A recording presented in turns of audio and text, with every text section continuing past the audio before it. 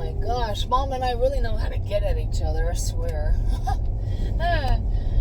So we're talking about, of course, me trying to find a best way to actually euthanize my German Shepherd. If I should do it, if I should not do it. He's 14 years old. Yada, yada, yada.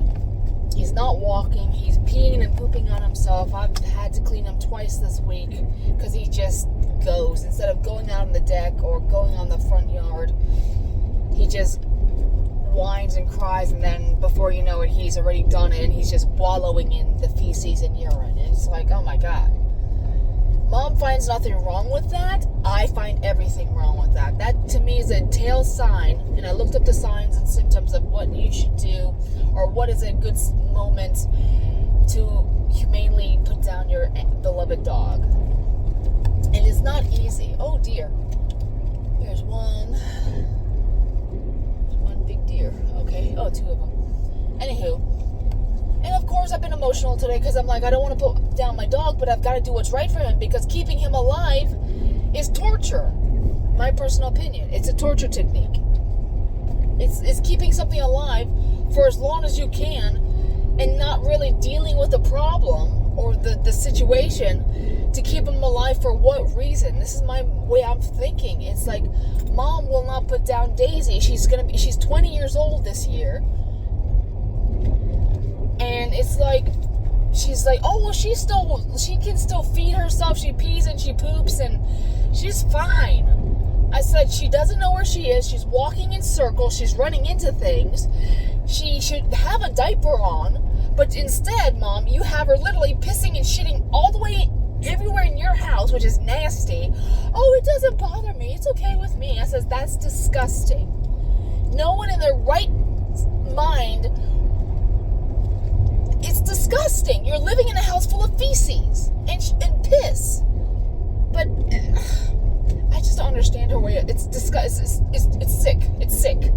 Anyways, I wouldn't put up with it. 20 years is a long damn time with a dog. I've had her since I was 18 years old. I'm almost, I am. Well, I'm not 38 yet, but 2 more years and I will be. I mean, you see? 2 more years and I'll be 38. Holy shit, I'm old. I'm young. But still, that's a long time to have a small dog. I mean, Bashan Fritz, damn, she's kicking it. But she's losing her cognitive skills. I'm sorry. Thank you for your time. Thank you for being a part of my life. I love you. I will set you free from your imprisoned meat suit. You can't hold on to something and think it's okay. It's torture. It's not a humane way of saying you love something. I just don't understand it. And Mom's like, well, geez. I'll make sure that you're not my caretaker because you're going to probably quickly kill me as soon as I lose my bowel function. Well, I'm sorry. Forgiving is shit and actually trying to think about the most humane way of actually dealing with something, in my personal way of looking at this, animal or human. But if you cannot wipe your own ass, and if you cannot feed yourself, and if you cannot take care of yourself like you should be able to, I will hold on to for as long as I can afford to, first of all. Second of all, it's torture to you. I do not want to put you in a nursing home or in a care facility that I don't even know, God forbid, what they're doing to you or if they're doing anything at all for you. And they say they are, and here I am shelling out these thousands of dollars. You know, I mean, I've heard some pretty horrific stories when it comes to these nursing homes and their beloveds. And I've worked in nursing homes, and I've seen some scary shit and some pretty bad shit. I'll be damned. I would take care of my own at my own house and put up with it for as long as I could before I say, I love you, I'm sorry, please forgive me. But it's time for you to go, Mom. It's time for you to go. I did this for as long as I can. But I have to let you go. There's a time and a place, and I know this is such a hard conversation to have. And I'm not trying to be selfish. I'm not trying to be quick to cut the cord. I'm not. You know, but there's got to be a time when you're like, I think it's enough. You have done enough for the grateful. You have shown your appreciation. You have given back what they have given you. There's only so much you can do and still be considered a good human being and not a murderer. I mean, I don't understand. And this is what I'm trying to wrap my head around it. I'm not... And my mother's like, well, what are you going to do with your German Shepherd? I was like, I don't know. But keeping him alive, because he can't walk. He cannot walk. I literally had to take him, wrap him up in his blanket that he had defecated on, and take him out on the deck. I'm like, the time has come. 14 years. It's a long time to have him. I want him for the rest of my life. But I know that's not possible. It's not. But it's time to let go. Thank you for these moments and these memories and this wonderful life that we had together. But it's time to go. And I have... My heart is heavy, but my conscience is clear. Because I'm not doing it out of selfishness for my sake, because I have nothing to gain. I'm losing you. I'm losing the boy that I love. My best friend. Oh my God. So she doing that to me is not right. She says, well, just bring him over here with me. I said, not as long as that pit bull is with you. She's already attacked him 4 times. What makes you think I'll have him who cannot even defend himself? When I tried protecting him, he accidentally bit my hand. It hurt like hell. But I was protecting my German Shepherd because I knew she was going to kill him. I knew it. I says, keeping him with you, Mom, is definitely not a choice. She's like, well, and she's getting mad, and I'm just like, calm. I was like, listen, I've already made my decision. Well, are you going to give him the shot? Or are you going to have the vet do it? Because if you have the vet do it, that means you're going to have to put him in your car and drive him over there. I says, I already know what the process is, Mom. Well, what are you going to do with the body? I says, I'll let the vet have the body. Oh, well, excuse me. He's just going to have somebody, $10, $15, pay him that much money, take the body, zip him up, and put him in a pole. I said, well, what's the difference between someone else doing it for me and then I doing it myself? I said, my problem is I don't want an animal digging up his corpse because the soul is already going to leave the body. And then I don't want to have to, go walking, traipsing through the woods and see his carcass out being mangled by God knows what coyotes or whatever wild animals. That will distraught me. I'm just telling you right now, that will absolutely distraught me. And I don't think I could handle that. So, and not only that, when Lily had lost one of her puppies, and he was a beautiful puppy, he was the one I wanted to keep. He looked just like the mother, black eyes, white body, spots everywhere.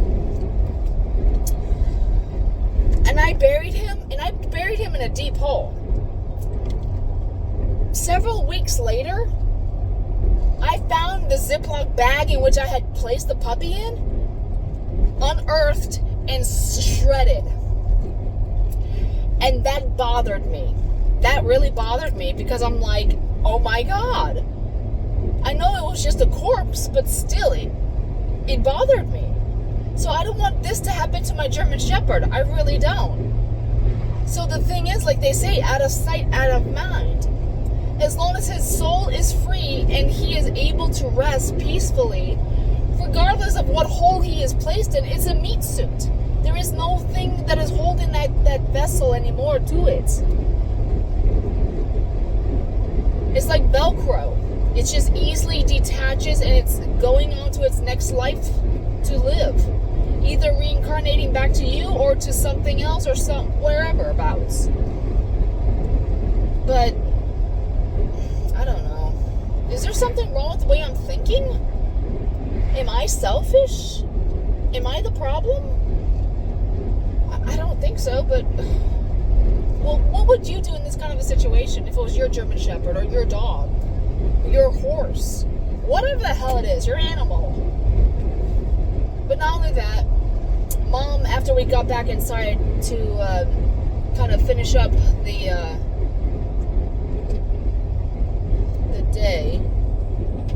Shiloh wanted to go outside real bad beforehand. So we went out, finished our coffee, came back inside. She gave me an ice cream, which was delicious. It's like a chocolate fudge sundae, which is really good. It's like a popsicle. Anywho, I'm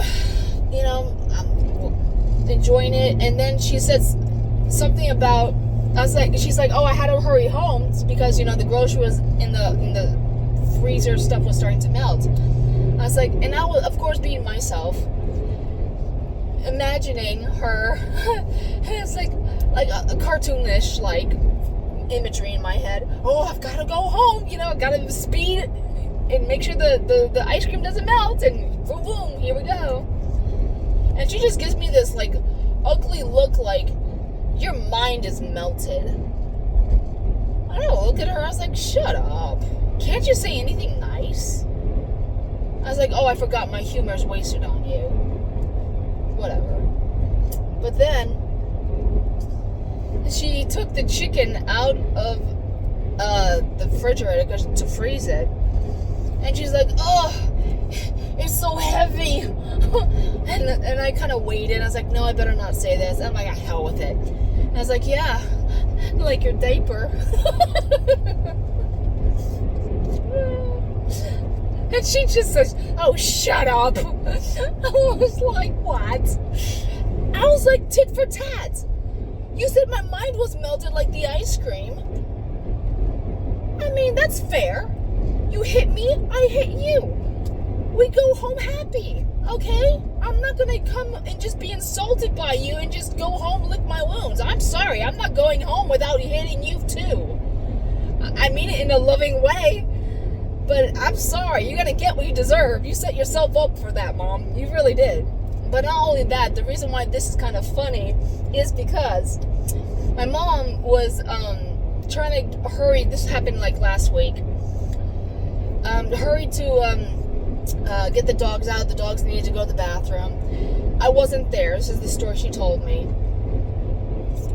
And she's worried about the dog, and she says, I don't know what to do. This is in the text message. Oh my gosh, I hope she's going to be okay. Instead of Mila, the text message automatically said, Melania's breath smells like urine, and I don't know what she got into, but I think she might need to go to the vet.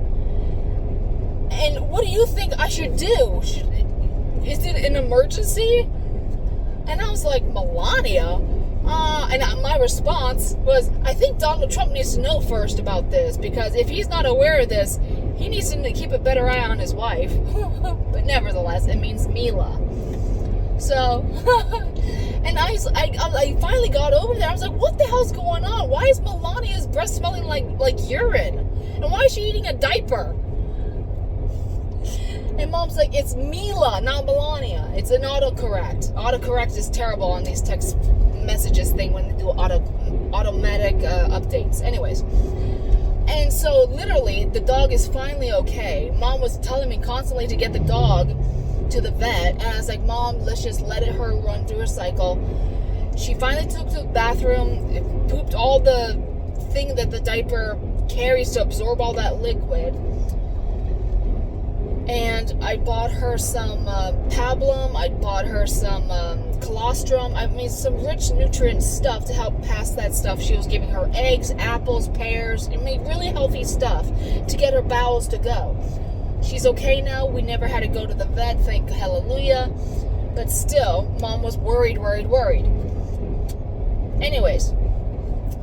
So that's where the diaper comes in, because she says when she went to go back to remind herself that she forgot her diaper on the side of wherever she had left it, she saw Mila on the couch with the diaper, and the crotch was completely chewed out. And I was like, I couldn't stop laughing, and I'm like, oh my god. So she's like, what the hell happened? She's like looking around on the couch, looking on the floor, looking everywhere in the house where the hell this crotch went. It just disappeared. So then she goes, smells Mila's breath, smells like urine. Too detailed, I know, trust me, no thank you. And I was like, well, that's the tail sign that she ate it, Mom. She ate the whole thing. She ate your shit. your urinated thing. So, yeah. And she's like, oh my gosh, the whole worried thing. I said, just let it run its cycle. As long as she has energy, she's eating, she's drinking, she's peeing. She just wasn't pooping, but she was swollen. And we gave her warm compressions. We did what we could. And she finally is okay now, thank God. But anyways, that's why I said when she took the chicken out of the fridge, oh, this is heavy. I was like, yeah, like your diaper. So that was that story for that moment of time. And I hope to God it rains. Mom says it won't rain till Saturday. I have a feeling it's going to storm tonight. I don't know why. But as dark as these clouds are, I think it's going to rain. So anyways, that's the little story I've got for you today. I hope you have a wonderful day. The rest of it, it's like 6 o'clock going to be. And the weekend is going to start, and massage therapy classes starts first thing on Saturday morning at 8:30. Woohoo! I'm so excited. More education for my career. So excited. Alright, if I don't talk to you guys by any time this weekend, I'll update you probably on Tuesday or whenever I get a chance to. But I will let you know what's going on. I wish these people would slow down on the corners. Damn. But yeah. Y'all have a great day. Hugs and kisses. If you like this content, let me know. Thumbs up, please. Comment in the section below. Let me know how you're doing. Lincoln is still running, operating wonderfully. Love my car. Hate the gas, but whatever. If you've been having any gas issues with this vehicle, not with your vehicle because of the corn oil being like, 100% or not smelling like gas, let's talk about that too. Tell me what your experiences are, and we could have a little chit chat on that as well. Alright, so yeah, have a great day, have a blessed weekend. Friday, here it comes. I don't know if I'll be working or they'll have me off again tomorrow, but I could use the money, but I'm either working or I'm off. I wish they'd do better when it comes to the advertising of the jobs or the whatever it is. But anyways, it's good. The worm will turn. The worm will turn on positive thinking. Positive thinking. Anywho, y'all take care. Take care and see you later. All right? Bye.